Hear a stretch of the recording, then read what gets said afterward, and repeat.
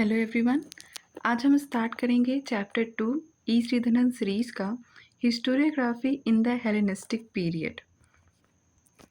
Hellenistic period की historiography जानने से पहले हमारे लिए ये जानना बहुत ज़रूरी हो जाता है कि हेलेनिस्टिक पीरियड क्या है, कि आखिर इस चीज़ को, इस टर्म को हम कैसे डिफ़ाइन करें।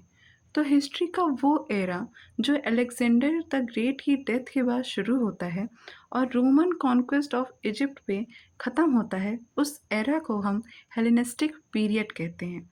और उस एरा के दौरान जितना भी हमारा ग्रीक कल्चर है वो स्प्रेड हुआ है, उनकी लाइफस्टाइल, उनकी बिलीफ, जिस जिस एरिया को अलेक्जेंडर ने कॉन्कर किया था उस एरिया में जब ये ग्रीक कल्चर फैला है तो इस स्प्रेड को हम हेलेनाइजेशन कहते हैं।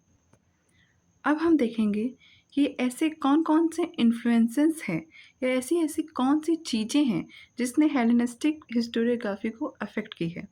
तो आर्चिंग कॉलिंगवुड ने 3 लिमिटेशंस के बारे में बात की है जिसको ग्रीक हिस्टोरियोग्राफी ने ओवरकम किया है हेलेनिस्टिक पीरियड में। पहला है कल्चरल पर्टिकुलरिज्म। ग्रीक हमेशा अपने कल्चर को लेकर काफ़ी ज़्यादा ही प्राउड रहे हैं।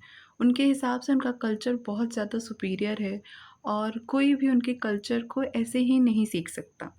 बट ये जो इनका आइडिया है वो धीरे धीरे चेंज हुआ जब ये दूसरे एरिया में, दूसरे नेबरहुड में गए और उन्होंने वहाँ पे देखा कि बारबेरियंस जो हैं वो भी ग्रीक कल्चर को सीख सकते हैं, पर उन्हें सिखाने की ज़रूरत है, उन्हें लर्न करने की ज़रूरत है।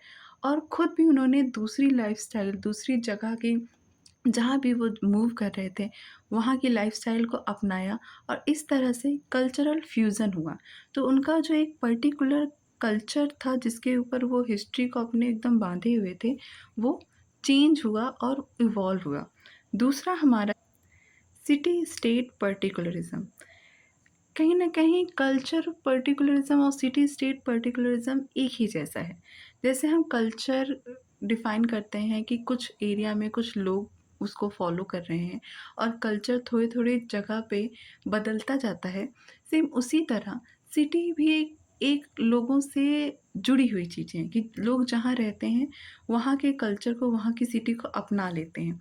लेकिन जैसे-जैसे ग्रीक मूव कर रहे थे एक एरिया से दूसरी एरिया, जैसे अलेक्जेंडर ने एड्रियाटिक सी से लेके इंडस तक अपनी चीज़ों को कॉन्कर कर लिया था, वैसे ही अब ये जो उनके लिए ग्रीक था वो केवल एक छोटी-सी जगह पे नहीं रह गया था। अब एक ये पूरा वर्ल्ड ही उनके लिए उनका एरिया बन गया था और कहीं न कहीं ये पूरे वर्ल्ड इन लोगों को यूनाइट कर रहा था और एक यूनिवर्सल हिस्ट्री की शुरुआत हो रही थी, जैसा कि कॉलिंगवुड ने भी कहा है। तीसरी लिमिटेशन जो थी जिससे ग्रीक हिस्टोरियोग्राफी उभर कर आए थे, वो थी द मैटर ऑफ मेथड। मतलब कौन सा तरीका वो हिस्टोरियोग्राफी में यूज़ कर रहे हैं। पहले आपने देखा होगा कि हेरोडोटस जो है सुपरनैचुरल चीज़ों को भी इंक्लूड कर ले रहे हैं। थ्यूसिडाइड्स जो हैं वो आई विटनेस पे बिलीव कर रहे हैं, पर हमने उसकी लिमिटेशन पे देखा था कि वहाँ पे शॉर्टनेस ऑफ पर्सपेक्टिव है। और अब इस हेलेनिस्टिक पीरियड में ये हो रहा है कि हमें कोई ऐसी सोर्सेज़ पे डिपेंड होना चाहिए जो उस इवेंट्स में लिखी गई हो। मतलब फॉर एग्ज़ाम्पल अगर कोई इवेंट हो रहा है तो उस बारे में कहीं न कहीं इंस्क्रिप्शन या कहीं एंशिएंट टाइम पे लिखा गया होगा। तो हमें अगर उस टाइम पे वही मैटर उठा के टू द पॉइंट अपनी बुक में लिखना है, तो इससे क्या रहेगा, हमारी एक्यूरेसी की चांसेस बढ़ेंगी। आज के टाइम पे ये मेथड हमें इतना सही नहीं लगता है, बट उस टाइम पे ये पुरानी वाली हिस्टोरियोग्राफी से कहीं न कहीं इवॉल्विंग नेचर पे था। दूसरा, इस मेथड को कॉलिंगवुड ने सीज़र एंड पेस्ट मेथड कहा है कि भाई आपने कहीं से कोई चीज़, इंस्क्रिप्शन में कोई चीज़ है, आपने वो उससे क्या कहते हैं अपनी बुक में लिख दी। तो मतलब आपने सीज़र से काटा और उसको लाके अपनी बुक में पेस्ट कर दिया। इस एरा के जो सबसे ग्रेट हिस्टोरियन हैं वो हैं पोलीबियस। अगर हम हेरोडोटस और थ्यूसिडाइड्स के बराबरी में किसी को रख सकते हैं तो वो है पोलीबियस। इनकी बुक का नाम भी हिस्ट्रीज था, जो 40 बुक्स में लिखी गई है, जिसमें से केवल इस समय हमारे पास 5 ही है और बाकी सबके फ्रैगमेंट्स हमें मिले हैं। तो पॉलीबियस की बुक का थीम क्या था? आखिर वो किस टॉपिक पर लिखे थे? तो जैसा आपको मैंने अभी पहले भी बताया कि ये पूरा एरिया जो था वो रोमन कॉन्क्वेस्ट का पूरा एरिया था और किस तरीके से रोम ने मेडिटेरेनियन पे उनका इफ़ेक्ट हुआ है जब वहाँ पे कॉन्क्वेस्ट हो रहा है, क्या-क्या कॉन्स्टिट्यूशन में चेंजेस हो रहे हैं, पॉलिटिकल नेचर में क्या चेंज हो रहा है। तो पॉलीबियस ने भी अपना फ़ोकस जो है वो रोम पर ही रखा है। तो उनका कंटेंट रोमन कॉन्क्वेस्ट पे बेस्ड है। दूसरी चीज़ जिस पे पॉलीबियस हमारी बात करते हैं, वो है क्वालिफ़िकेशन कि आखिर कैसे लोगों को हिस्ट्री लिखनी चाहिए। तो उनका कहना है कि हिस्ट्री केवल उनको लिखनी चाहिए जिन्होंने उस इवेंट को देखा है या फिर जिन्होंने उस इवेंट को देखा है, उससे बात की है। मतलब कि हमें हर किसी पे बिलीव नहीं करना है।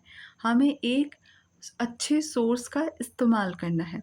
दूसरा, हमें क्रिटिकल एग्ज़ामिनेशन, क्रिटिकल एनालिसिस भी करना है क्योंकि कोई भी सोर्स हमें तब तक हम ऑथेंटिक नहीं मान सकते हैं, जब तक हम उसकी क्रिटिकल एनालिसिस नहीं कर सकते हैं। और एक बहुत इम्पोर्टेंट टॉपिक है जो अब हम बहुत नॉर्मली जानते हैं, पर उस टाइम पे एक बहुत बड़ी बात थी, वो था कॉज़ल एलिमेंट कि आखिर किस चीज़ को हमारे पॉलीबियस कह रहे हैं कि वो एक रीज़न है। अगर कोई इवेंट हो रहा है, तो उसका कोई ना कोई तो रीज़न होगा, तो वो रीज़न क्या है? इसी चीज़ को डिस्कस किया है पॉलीबियस ने।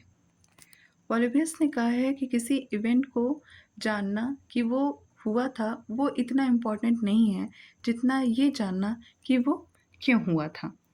नेक्स्ट जो हमारे टॉपिक आता है, वो आता है कि हाउ टू स्टडी हिस्ट्री। आखिर हमें हिस्ट्री पढ़नी कैसे चाहिए? तो इनका कहना है कि हमें कॉम्प्रिहेंसिव तरीके से हिस्ट्री पढ़नी चाहिए, कनेक्टिवली पढ़नी चाहिए। ये नहीं कि आज हमने एंशिएंट में अशोक का उठाया, अब हम सीधे पहुँच गए 1857 के रिवोल्ट पे। नहीं, हमें अगर अशोका पढ़ रहे हैं तो हमें पूरा मॉडर्न पढ़ना है, ठीक है? और अगर हम 1857 रिवोल्ट पढ़ रहे हैं तो हमें उसके आगे पीछे का एक्ट पढ़ना है। तभी हम जान पाएँगे कि आखिर वो इवेंट हुआ क्यों था, उसका रीज़न क्या था, उसके आउटकम क्या थे, उस आउटकम के और रीज़न के बीच में क्या प्रोसीजर था। तो हमें हिस्ट्री फ्रैगमेंटल तरीके में नहीं पढ़नी है, हमें वो कॉम्प्रिहेंसिव तरीके में पढ़नी है, हमें टुकड़ों-टुकड़ों में नहीं पढ़ना है। दूसरा जो है cyclic succession and the mixed constitution. Polybius political के साइक्लिक नेचर पे मानते थे।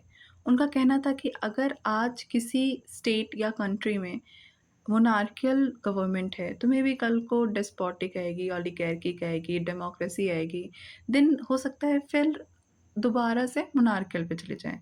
तो मतलब ये साइक्लिक है, ये होता रहेगा।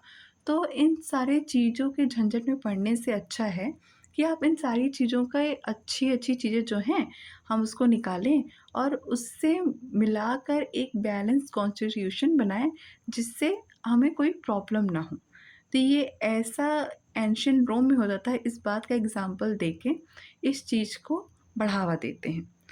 जो लास्ट चीज़ है जिसके बारे में पॉलीबियस बात करते हैं, वो है हिस्ट्री एज़ एजुकेटर कि आखिर हमें हिस्ट्री क्या सिखाती है? हिस्ट्री क्या हमें सिर्फ़ इसलिए पढ़ना चाहिए कि वो स्टोरी है, कि उसको पढ़ने में हमें मज़ा आता है, हमें इंटरेस्टिंग लगता है या फिर हमारे मोरल सेंटिमेंट्स जुड़े हैं? तो हिस्ट्री हमें इसलिए पढ़नी चाहिए कि वो हमें सिखाती है। हमें वो ये सिखाती है कि हमारे साथ क्या-क्या हुआ है। हम किस-किस चीज़ों को पार करके, इवॉल्व करके, डेवलप करके आज इस पोज़ीशन पे बैठे हैं। आज 15th अगस्त है, हमारे इंडिपेंडेंस डे सेलिब्रेट कर रहे हैं, तो हमें ये इंडिपेंडेंस कैसे मिली है? हम ये हिस्ट्री के थ्रू ही तो जानते हैं कि अगर हमारा ये 200 साल का अंग्रेज़ों से अपने आप को आज़ादी दिलाने का जो इतिहास है, उसमें कितने सैक्रिफ़ाइस हुए हैं, कितने सारे तरीके अपनाए गए हैं। ये जो मॉडरेट, एक्सट्रीमिस्ट, रिवॉल्यूशनरी, कम्युनिस्ट के बारे में हम पढ़ रहे हैं, सोशलिस्ट के बारे में, आखिर ये क्या है? इंटरनेशनल इवेंट्स आखिर हमारे इन सारे चीज़ों को कैसे शेप कर रही थी, क्या इन्फ्लुएंस कर रही थी, ये हमें हिस्ट्री के थ्रू ही पता चलता है। और इससे हम फ्यूचर के लिए भी जानते हैं कि आखिर इंटरनेशनल इवेंट्स या कोई ज्योग्राफिकल एरिया हमारे हिस्ट्री को कैसे अफ़ेक्ट कर सकता है। तो हिस्ट्री जानने के लिए, हिस्टोरियोग्राफ़ी पढ़ने के लिए जो ये इवॉल्वमेंट हो रहा था ग्रीक हिस्टोरियोग्राफ़ी से हेलेनिस्टिक पीरियड में, ये एक अपने आप में बहुत बड़ी अचीवमेंट थी।